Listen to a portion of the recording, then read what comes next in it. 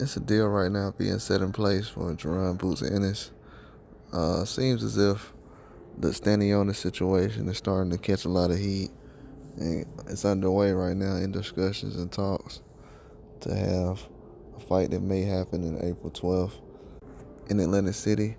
And Boots Ennis has had a variety of opponents recently come out and say that they were trying to fight him and have some talks as far as future fights and things they were trying to discuss. But everything fell through from Tiafimo to Brian Norman Jr., etc. But right now, Emmanuel Stanionis, who's current champion right now, is looking to face off against Jaron Boots Ennis. He also said that he was willing to face Jaron Boots Ennis if Ennis was willing to basically possibly fight in another city and offer a little bit more cash. He was only requesting more cash because he didn't feel like him as a champion fighting in some enemy's territory when they both have belts equal value in his eyes. He felt like he was going out of his way to make a unification fight when he's given up a lot and Ennis is giving up nothing in return. So now, I had dropped a video about that probably last year, and it was one of the things I had said after Brian Norman Jr. had said that Stanionis had came out and said he was willing to make that fight if things could actually happen. But a lot of people looked at it as if Jaron Ennis was not going to be able to pursue that based upon the ducking rumors we heard online. If a person doesn't want to fight somebody, they don't want to fight them. But in Jaron Ennis' case, they were already discussing fights. So I think a lot of people don't understand the terms ducking and what actually happens in certain fights. Jaron Ennis was technically not running from any matchup.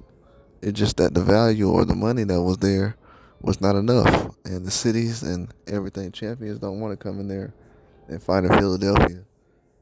And they feel like they're on equal grounds. So right now, that was the biggest part that fans just didn't understand. They kept trying to place the whole scenario on just it being a situation where the fight has to happen in Philly, even if you're a champion. Even if you're a champion, you need to accept $2 million for this fight. And they make it seem like it's a big fight, but then when it comes to the opponent, they say, well, you haven't done anything and you don't deserve a certain amount of money. And, in any situation in life, you can always have your opinion and say you don't feel like someone deserves some money. But if I was to say that to the same fans, be like, hey, I don't think you deserve $20 an hour. I don't feel like you deserve 15. I don't think you deserve 500 a week. They will feel some type of way about that. So it's the same thing in boxing. You can't tell a guy who's especially a champion who's trying to take the B-side route. You can't tell him how much he's willing to take when most of these guys don't even fight champions. Rarely do champions fight champions. I think Undisputed lately has gotten a lot of people confused, but they'll definitely see in the future that champions fighting champions will be something that's normal, but right now it hasn't been something that's normal. And I don't understand where the backlashes came from, because to be honest with you, if everybody would just turn their attention towards what Stanionis was saying back then as far as the money and the location, and not getting emotional about Jaron Ennis, people ducking Jaron Ennis, they would have seen that this was a fight that could have been made 6, 7, 8 months ago. Stanionis has not fought since then.